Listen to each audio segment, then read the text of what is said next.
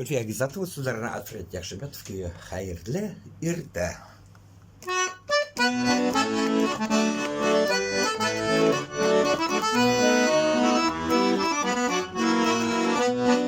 Al sulanıp dağ batkanda, uzun barganda dönüm.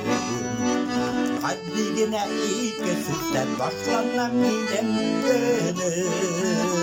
Hayırlı irde, dostlar tuğanlar, hayırlı irde, yakın bulganlar, hayırlı irde, dostlar tuğanlar, hayırlı irde, yakın bulganlar.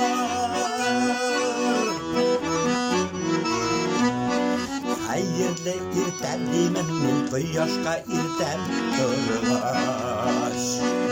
Kumelu sesine bir kuküze vayazı bulgaş.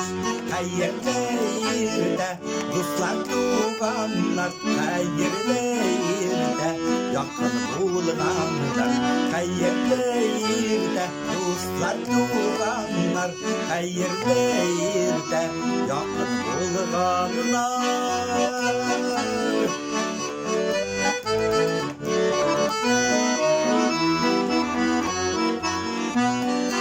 Uyanı bilen dünyada hayırlı irde dedim.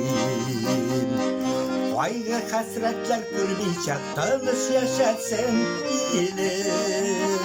Hayırlı irde dostlar tuğanlar, hayırlı irde yakın bulganlar, hayırlı irde dostlar tuğanlar, hayırlı irde yakın bulganlar.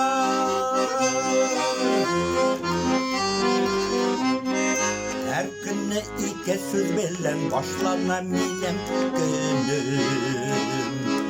Bakın yurap yanakınca hayırlı irde dedim.